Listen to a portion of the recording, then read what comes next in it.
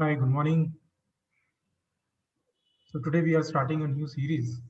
The title is Chemistry of Nucleation and Growth of Inorganic Matter in the Solution Phase. This series may take 5, 6 lectures. I'm not sure, depending upon the questions and the response. I gave this series several years back, and after that I thought to revive it because many students, especially from the physics background, they find a lot of difficulties in handling the chemical synthesis of colloids. In addition, the chemistry students, they also have difficulties in understanding the uh, mysteries of chemistry.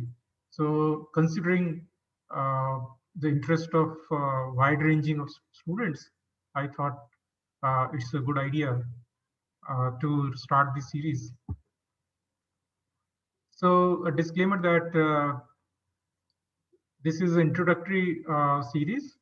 It may take you a little bit into advanced uh, methods, but primarily I'll remain at a very basic level. So some of you may find it uh, quite trivial. So, but all my lectures are targeted for a broader audience. And second disclaimer that second announcement rather that you are, because it's a general discussion, it's not a classroom lecture or anything. So I also have my limitations because of Zoom platform. So you are encouraged to unmute yourself and ask questions at any given time. Anytime you can ask the question and just unmute and mute yourself. Follow the self-discipline. So why this topic is important? It is not just important for chemists, but also for physicists, engineers, atmospheric science, and just for curiosity as a human. You might see precipitation of phases from one phase to another phase, like phase separation. At many places, the separation of liquid phase from gaseous phase, separation from solid phase to the liquid phase, separation from solid from another solid. So there are several examples. In fact, if you take an amorphous solid, due to some energy fluctuation or aging, the other crystalline solid may precipitate out. Even within a crystal or alloy crystals or many other materials, you may separate out. You may there is other phase which starts nucleating and growing. So this nucleation and what I mean to say is that generally speaking, we are taking a system at equilibrium where atomic distribution is homogeneous throughout the phase. It can be gaseous phase, it can be liquid, or it can be solid, right? So what do we mean by nucleation is that out of that phase at equilibrium, in any of these three states, another phase which is which can be distinguished by its physical properties starts precipitating out, right? So you can understand that it has far-reaching uh, consequences.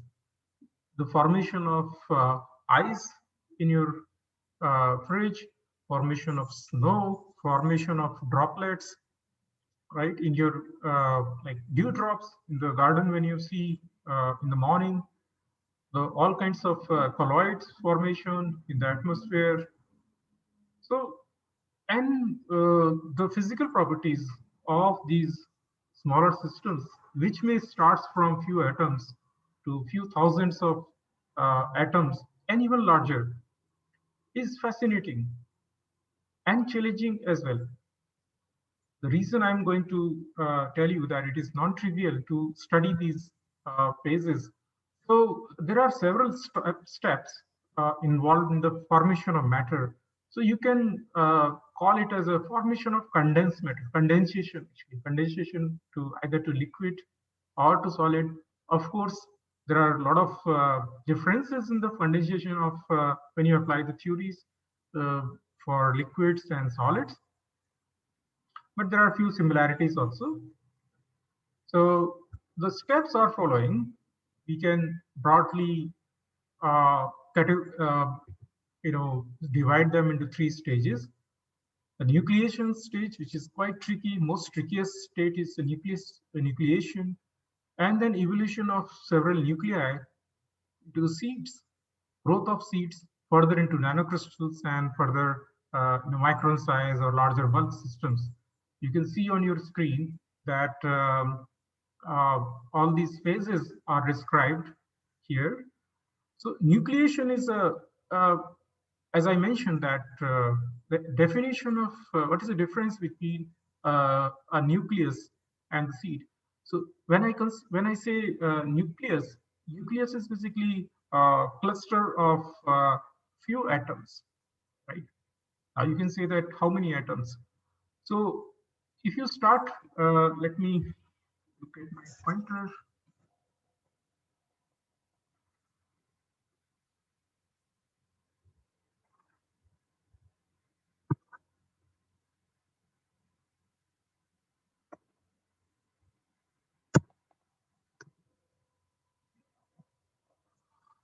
So you can see we are starting from atom, and then we are going to the bulk, and these are intermediate steps, right? So seeds are in between states. So when we start from the state, the nucleus. Yeah.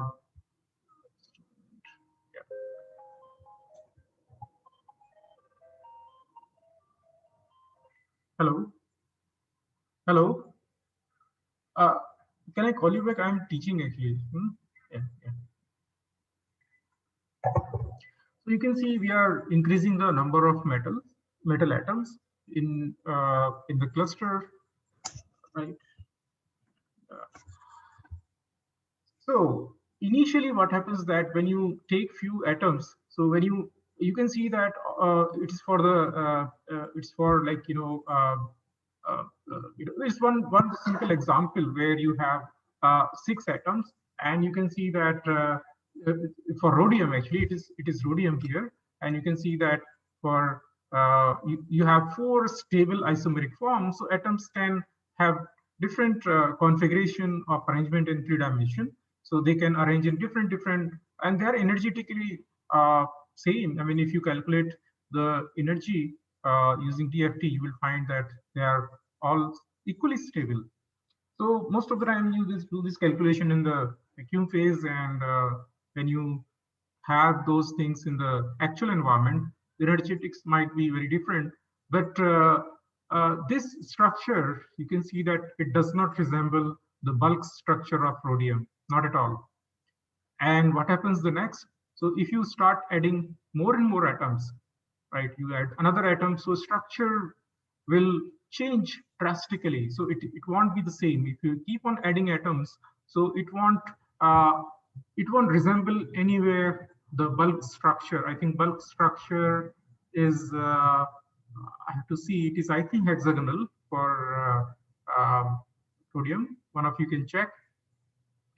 So so that is the problem with the this state nucleus. So you can see that structure is, there is a structural fluctuation. There is a so if you add one atom or remove one atom, it is going to be completely different. So you can call that as clusters, and there are fields, cluster physics or cluster chemistry, where people study these clusters. The electronic properties, they're just drastically different from each other. So there is no correlation. You can't predict most of the time, and experimentally they're very difficult to stabilize and study, because uh, by the time you trap their growth, they're already into the seed form. So next state is basically seed form. So when you keep on adding atoms, You can see that here in the in the state when it is nucleus form, most of the atoms are at the surface. So the concept of surface energy and all kinds of things is very tricky. You cannot just take the bulk values and of surface energy and apply it here. The bond energy and everything is very different. Many people have calculated. Theoretical chemists can they can calculate it. So it's very tricky. So but this fluctuation, structural fluctuation, does not go any longer, and finally after a critical size, there is a this structural fluctuation is frozen. Then you can say that it is the structure, crystalline structure. There is a formation of a uh, uh, atomic order, which is quite closer to the bulk structure. You can say that crystal has formed. It may not form a crystalline structure or structure. It may remain amorphous also. And there are many examples that, of course, the periodic arrangement may be energetically better stable, but there are high chances that this this assembly of atoms may get trapped into one of the metastable state, and this routinely happen in a synthetic chemistry, that you get crystalline uh, phases, and sometimes you get short range ordering and long range disorder. So there are all kinds of possibilities depending upon the growth. There may be defects at the seed level. So there is no. I mean, it's very complicated story. There is no uh, simple universal theory which you can apply here. So you have to keep it in mind that what I'm describing is one of the most simplest system. So now you have understood these three categories, and then these seeds keep on adding atoms or monomer, whatever you call it, and they start growing into a nanocrystal, right? Or amorphous nanoparticles, whatever it is. So further, the nanocrystal. So there are so many questions you can ask. That why should atoms precipitate out of a uniform or phase at equilibrium? Why should they, suppose there is I mean, there are several theories associated with that we'll study today. They are called like classical and non-classical nucleation theories. And again, none of the theories are universal in nature. They are applied for certain categories of systems, not for others. So far there is no universal theory of nucleation. The second question is that what pathways this nucleation will follow, energetic pathways. Again, it depends upon so many other factors. I mean, the kinetic factors, for example, different kinetic factors can be different from reaction to reaction, even for a similar systems. And also there are a lot of ways and tricks you can do symmetry breaking. Again, a lot of people are interested in controlling the shape of these nanoparticles. I'm not using the word nanocrystals, but the nanoparticle more in a general form. That it is generally believed that for a given crystal, the outer shape resembles the inner symmetry of the crystal, but not always. Can you do the symmetry breaking? Can you drive the reaction out of the most favorable pathway? And can you make anisotropic structure, highly anisotropic structures, which are not uh, not at equilibrium? They may be metastable states, but they might be very useful for the technological applications. So from this, a lot of ideas for applications also springs out. So if you understand this picture, then it becomes very easy to understand many other things. So this is the crux of this talk. This this pathway leading from here to here is very complex. And these building blocks, how do you make these building blocks and assemble them? How do you control, and whether these processes are at your control? That is the question actually. So if you look at uh, these questions I have listed out, that what is the, let me remove the annotation.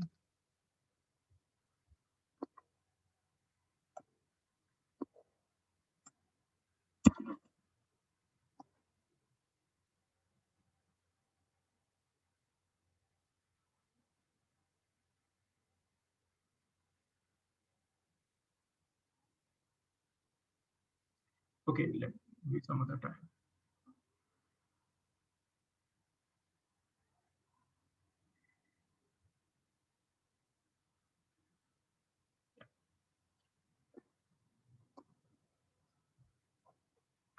So what is, so we will be discussing some of these questions. So nucleation is basically the birth of new phase. As I've already mentioned that the phase separation is the, I mean the phase separation, the initial uh, the time scale, I mean, at the very short time scale and length scale, the birth of the new phase is categorized as a nucleation. And believe me that despite of uh, a lot of advancement in scientific and scientific and technological advancement, so so so to several attempts to examine this state is not they are not very successful actually. Problem lies with the time scale, length scales I have mentioned, and how do you capture them? How do you stop the synthesis or phase separation at the stage where they are still nuclei?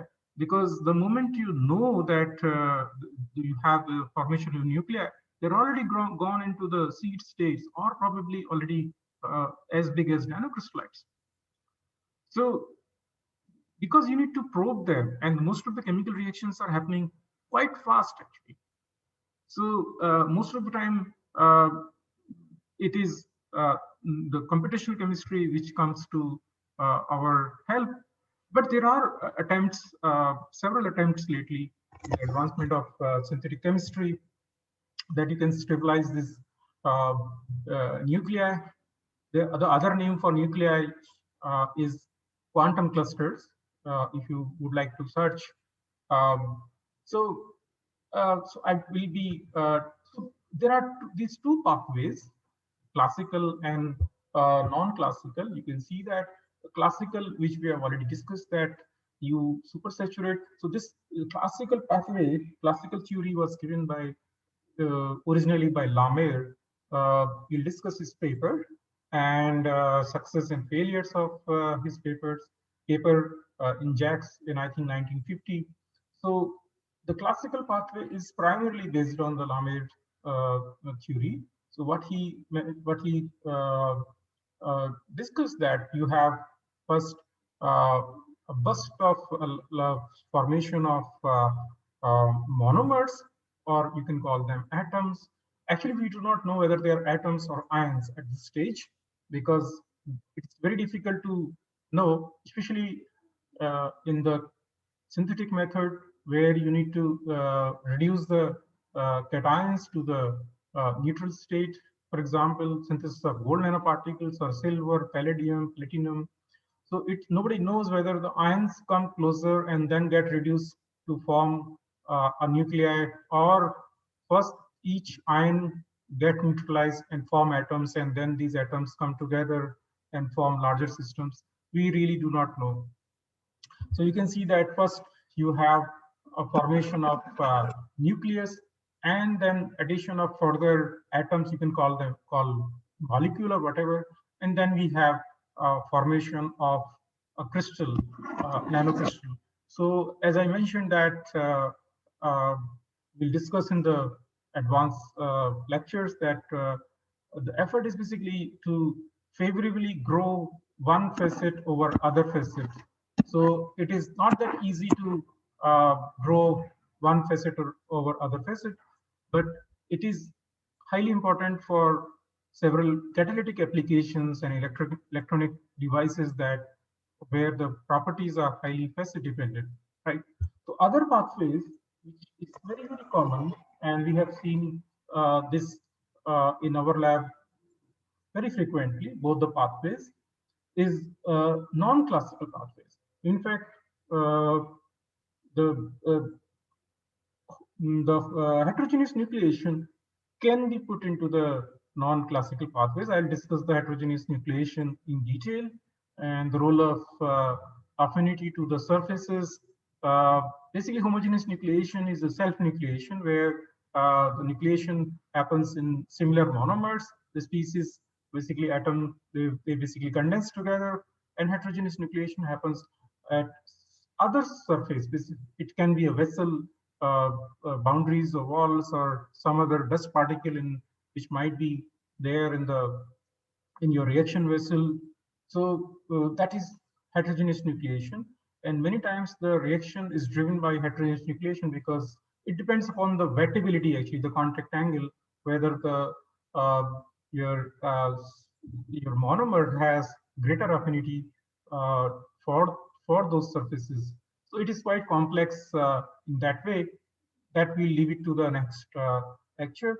But you can see that here you might get smaller building blocks, and these smaller building blocks may join together and form larger crystals. And you can uh, there are so many ways. So you have to, what I mean to say, that you have to look this part, left to this, very careful. And this is where the trick. If you understand this part, you can decide the fate of your crystal uh, only when you have uh, this part under control. If you do not study this carefully, forget about having any control over your reactions. Your reaction won't be any control in your control, and it will largely remain a mystery rather than a science. It's not always easy, and as I mentioned, at least at the nucleus level, but there are some tricks you can try. So classical theory is, everybody starts from the Gibbs. Actually, Gibbs theory was not given for the solid systems, but it was given for the liquids, water droplets. Uh, uh, but people modified that theory and extended to the nucleation of solid phases from the solution, or for that matter, from gas phase. Both are quite similar. So if somebody is working, for example, I think Zainab is working on uh, gas to solid. Anybody who is working on thin film deposition, this uh, same slides, same theories will be applicable with some modifications. And if you have any specific question, please ask at any time. Okay. Any questions so far?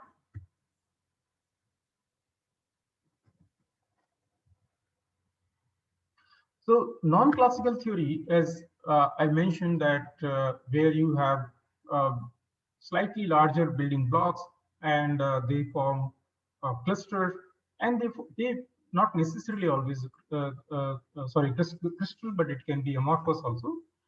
So some of the examples, so these are actually cryo-TEM images where you freeze the reaction. Actually, see, now question arises that how do you study those early stages externally? It's not very easy. Uh, so you can see that this scale is 10 nanometer. This is taken from all the references I have mentioned in the footer. Everywhere, every slide has the references which might be very useful for you. So I request people who want to dive deeper to pay attention to the references which are cited. They're quite useful references, selected references. So you can see this scale is the same in each TEM micrograph. But what you notice that particle size overall is growing. But most of the time, researchers, they do not pay attention to the finer details when they see the TEM. And in fact, your the TM of your matter lies a lot of relics of the early phases of nucleation and growth. In fact, yes. So this is what we learned almost 12, 13 years back, almost more than that, I think 14 years back in my laboratory here, that if you look the final image carefully, you might learn a lot about early stages actually. You can see on our Earth also, most of the time people study the formation of early formation of Earth or universe. They're looking at the signals now actually. So it's not always that you have to look at uh, first few pictures to understand, because some remnants you will always find. Those are, for example, some of this plus. What I mean to say, I will show some examples that some of the you can see that particle size is growing, and at this level we do not know whether these are crystallites, these are crystallites or these are amorphous. We do not know because we don't have any electron diffraction images.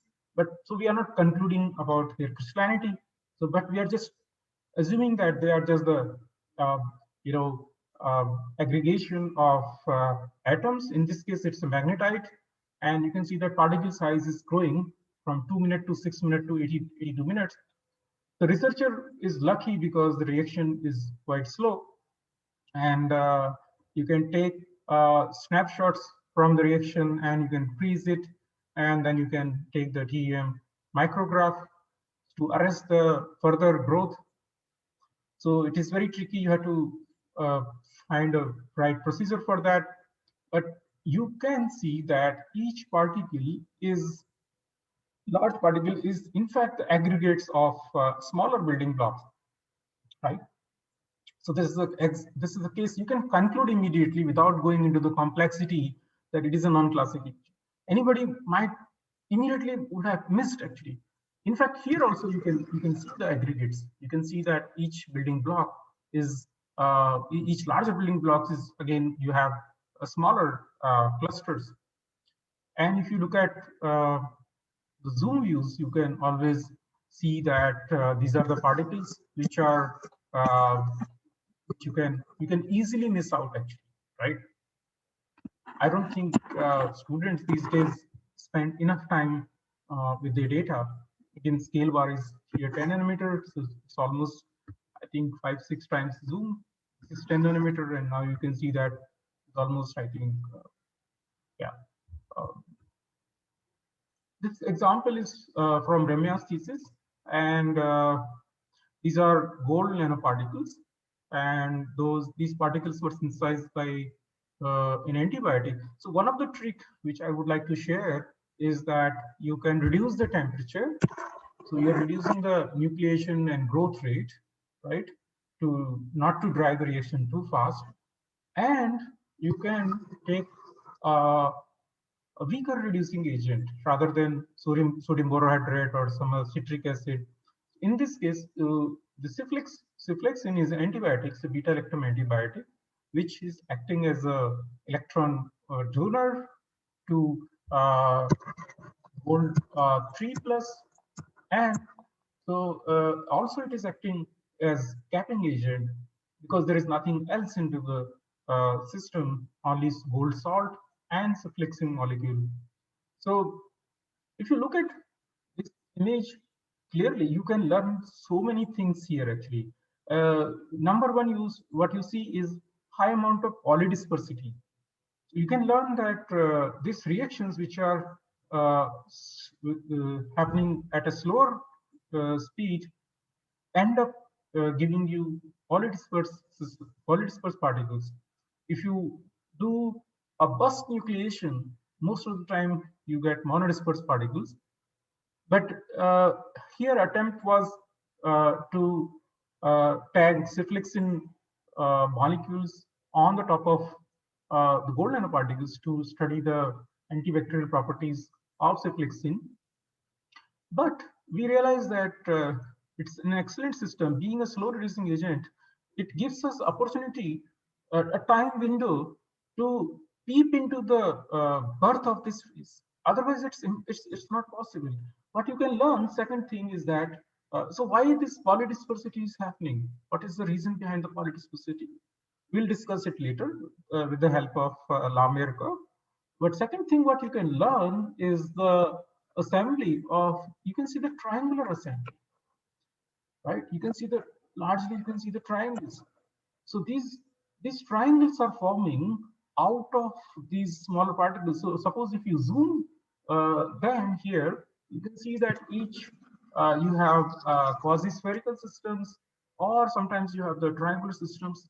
You can see this is a perfect depiction of non-classical nucleation, right?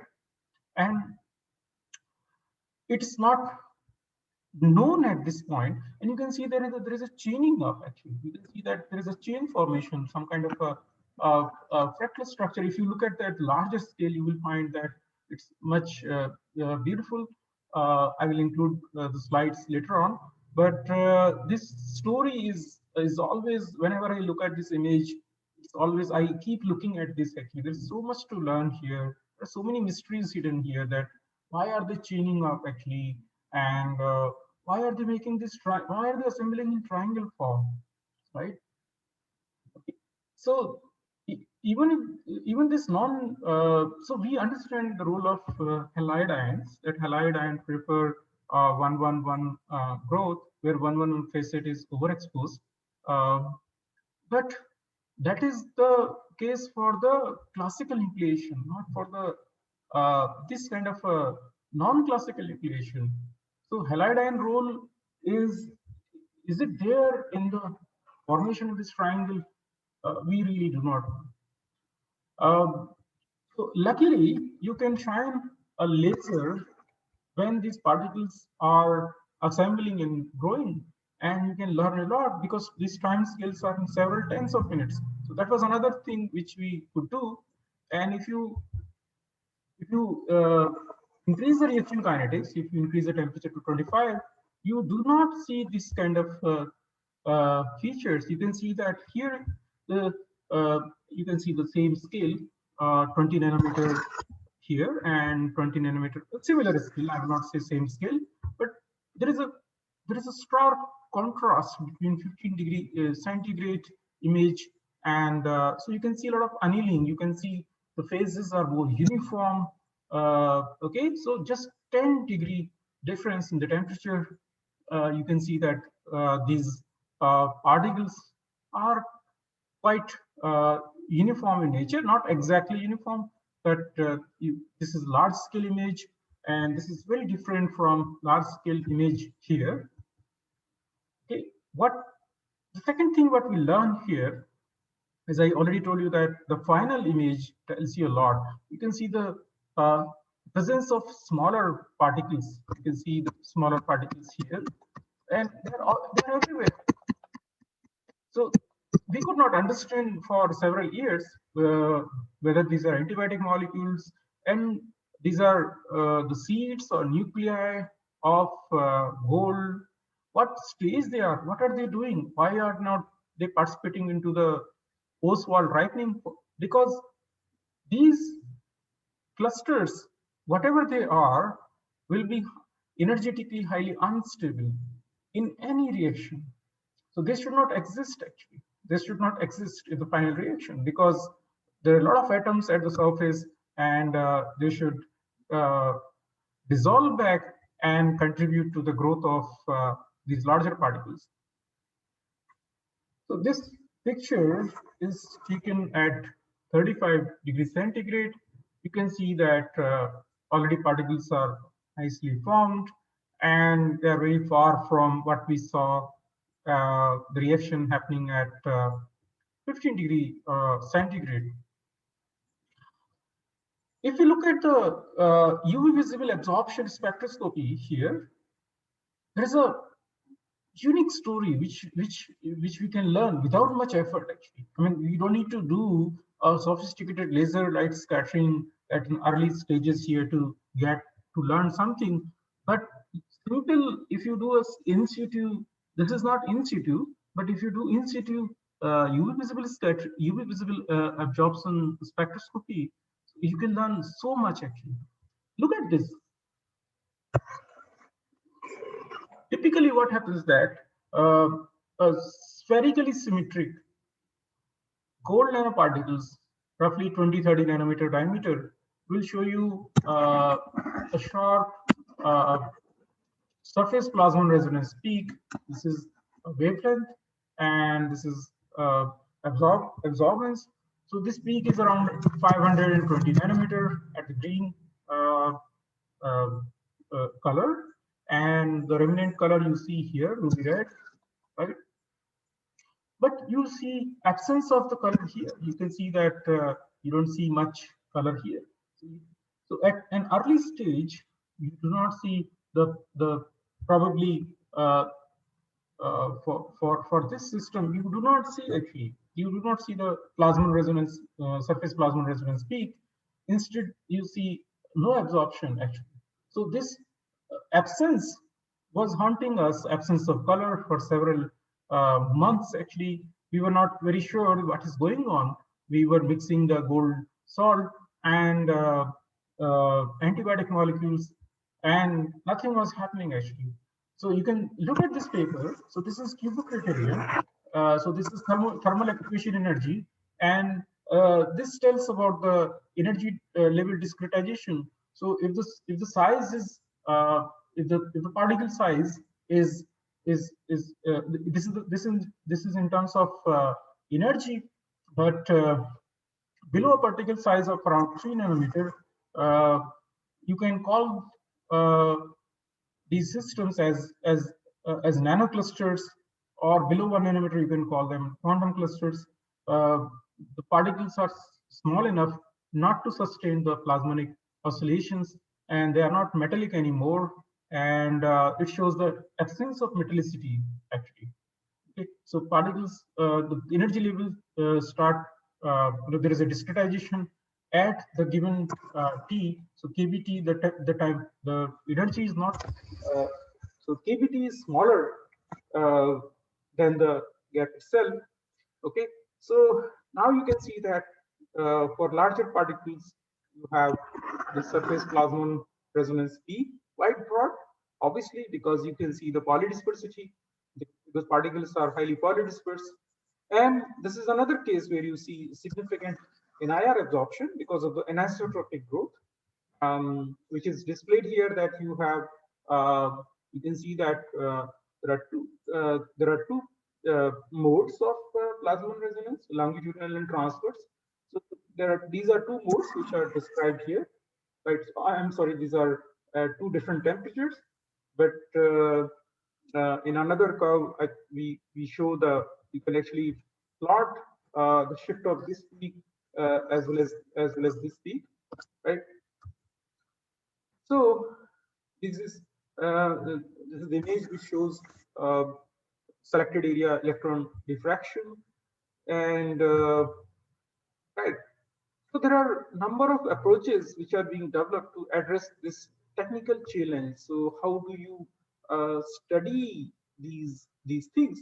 I've already shown you electron microscopy images and its limitation, but you can do that for simpler systems, especially for the seeds, for these simpler metals, and what people learn. These are the bunch of references. Uh, you can pull out those references at your free time, and so the other approach can be you talk to the computational chemist theoretician, so they can do some simulation, and they can study the early events of the nucleation. Second approach is to make a larger model. For example, you take like marbles, actually glass marbles, and you can, assuming that those marbles are actually smaller building blocks, for example, monomers or whatever atoms or ions, and you try to basically mimic the uh, assembly of atoms from those larger building blocks. But there are some problems. You can always already guess but people have been doing that because you can't look at the energetics that easily. There are a lot of, but it gives you some idea about atomic arrangement. The third one is study them using scanning probe microscope on a flat surface. It can tell you this method is very popular for people like Zainab, who study the uh, top-down method. They take the target of oxides or metals or other things, and then they bombard it with some pulse laser or electron beam, and they sputter coat on a flat surface. So what you can do is that you can always stop the reaction at an early stage and break, or you put uh, uh, 4 or 5 substrate with the shutter in the bottom, so you can uh, remove the mask without treating the vacuum at different times. So basically, you capture different time scale growth rather than, it's not possible very in a vacuum system to uh, take the snapshot because you need to uh, break the vacuum, and it's not possible. So there are several tricks that you can use to sample uh, different time scales of depositions. So you can learn the early stages of uh, condensation of atoms on the surfaces. What is the role of surface?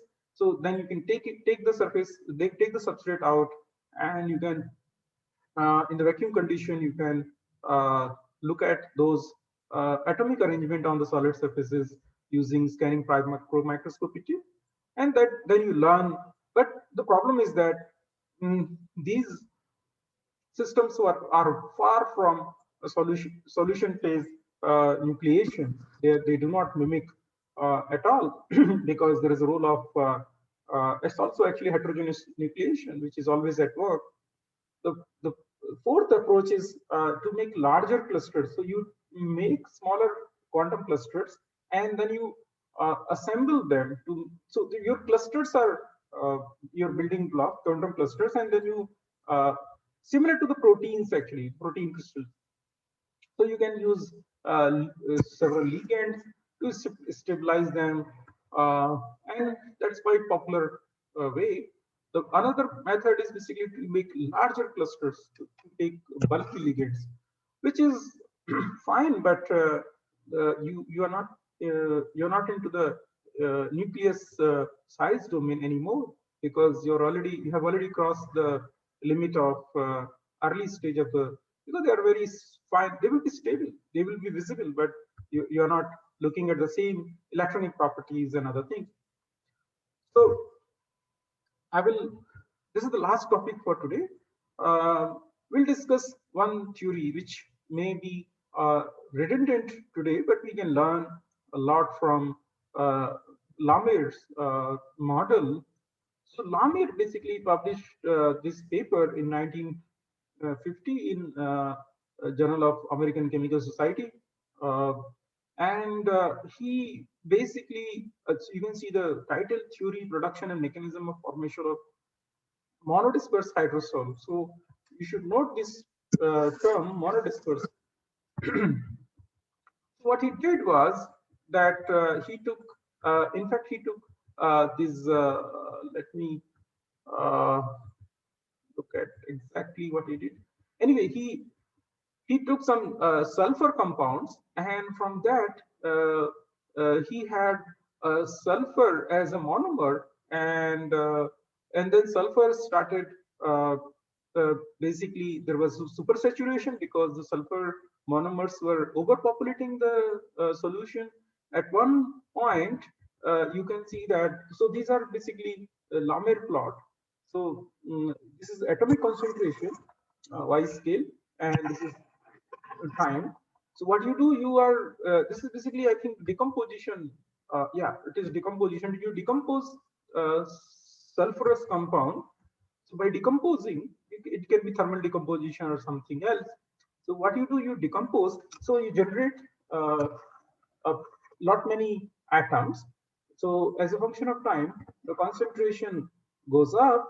So this is a saturation concentration here, and then you reach to the supersaturation. The moment you cross the supersaturation, so you have self-nucleation, which is homogeneous nucleation. So we are discussing about the classical model.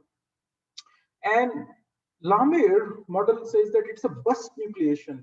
Burst nucleation has advantages, but you normally do not have burst nucleation. Burst nucleation is that a lot of atoms, a lot of nuclei, they're formed instantly. So instantly, this concentration will immediately drop actually.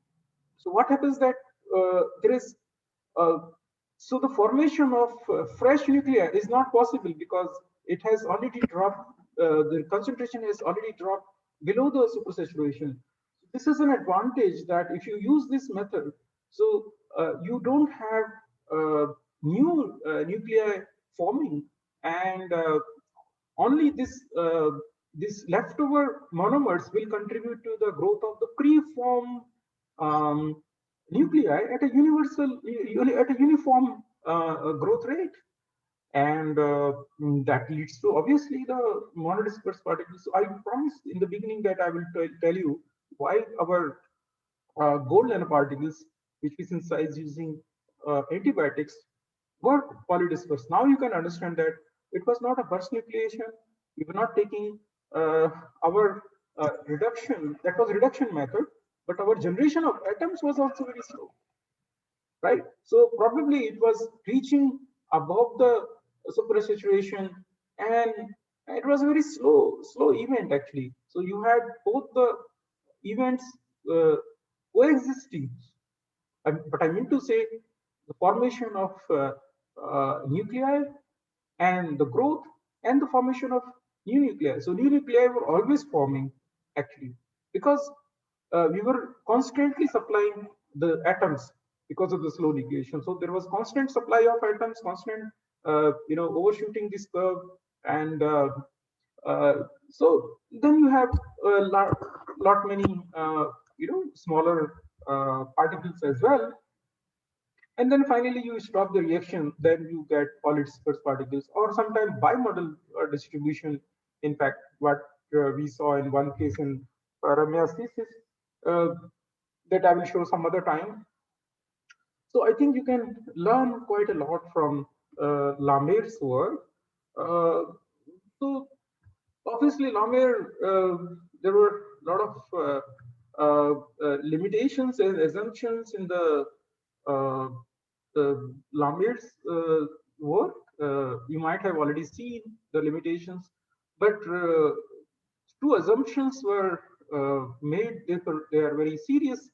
That here in Lamer's model, we treat microscopic nucleus as a microscopic droplet, which is not true, because you have you are basically taking a flawed idea of surface energy. So macroscopic surface energy is not the same as microscopic surface energy. I mentioned in the beginning when we were looking at the this rhodium clusters, 6 atoms rhodium clusters, that how do you, what is your concept of surface energy?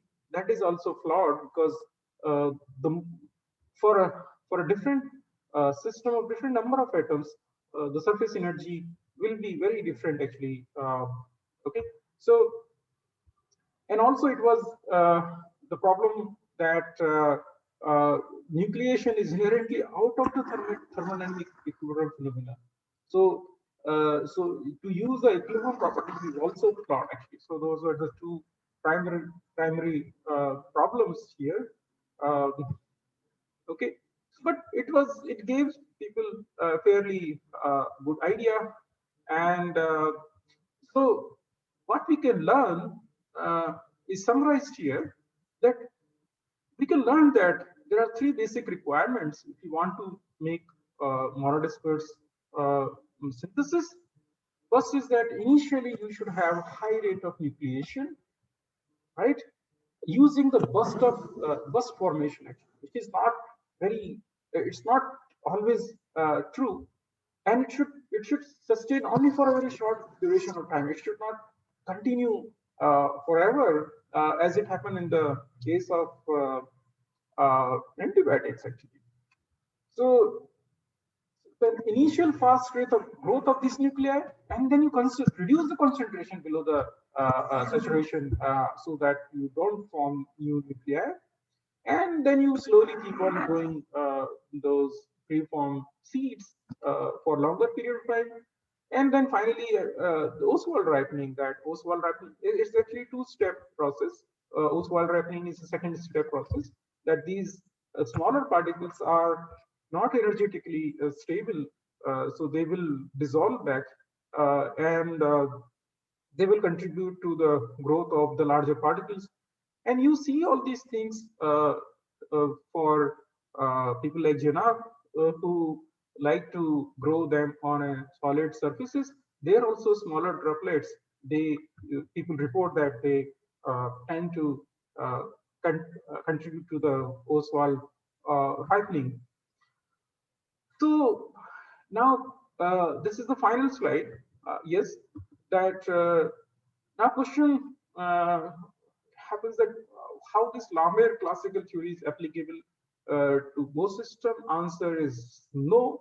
Lamer model was given for sulfur sol, and it is applicable for sulfur sol mostly. It is not because real life is far complex than a simple, you know, uh, uh, sulfur atoms, and it's too simple system actually. Nobody would work these days which such a simple system that you just precipitate the sulfur particles actually, right? Your real life systems are far more complex actually. Second thing is the reduction route. There also reduction route is the same as like I told you that the metal noble metal nanoparticle formation. So here we really do not know whether first the zero valent atoms are formed, or and then aggregate, or you have ions which are coming together and assembling and then getting neutralized. Because there is, I mean, you can do ultra fast spectroscopy, because obviously the time scale has to be very fast, because atomic spectra uh, for for ions will be very different from zero valent atoms. So there are spectroscopy techniques which if you use them very smartly, you can get some picture of early stages of formation. But you have to smartly design your experiment if you are interested in knowing the birth of the phase, like birth of the universe. So I end it here. Next time we will take type of nucleation, and then some theories of hydrogen nucleation, and then we'll go to the other advanced stuff. So any question, please uh, open your mics.